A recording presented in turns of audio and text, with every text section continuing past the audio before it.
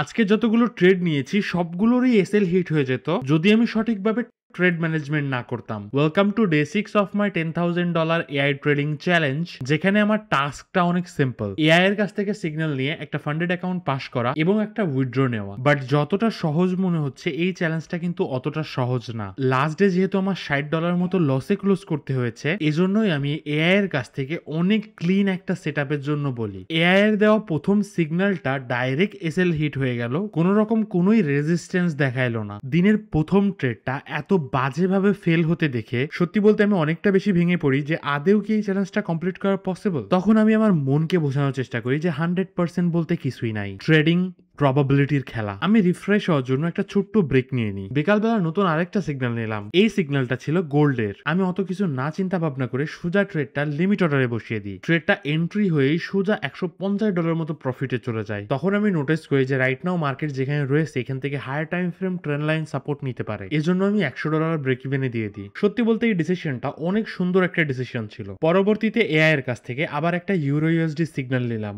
এখানেও ট্রেডটা এক্সিকিউট করার পরে ক্লিন প্রফিটে চলে যায়। $100 প্রফিটে যাওয়ার পর আমি নোটিস করি এখানেও same higher time frame trend line follow করে মার্কেট আবার অনেকটা নিচে চলে আসতে পারে। যেহেতু আমি অলরেডি ব্রেক ইভেনে চলে আসছি, এই $100 প্রফিটও আমার জন্য অনেক। এজন্য আমি $100 বুক করে নিই এবং পরবর্তীতে আমি নোটিস করি আমি যে দুইটা পার্শিয়াল প্রফিট বুকিং করছি এই দুইটা ডিসিশনই আমার বেস্ট ডিসিশন ছিল। আজকের দিনের টোটাল প্রফিট $100, বর্তমান ব্যালেন্স $533। আমি অর্ধেকটা পথ পাড়ি দিয়ে ফেলছি এই এআই এর হেল্প নিয়ে। আপনার কি মনে হয় আমি কি এআই এর হেল্প নিয়ে এই ফান্ডেড অ্যাকাউন্টটা কমপ্লিট করতে পারবো? আপনার মতামতটা কমেন্টে জানান।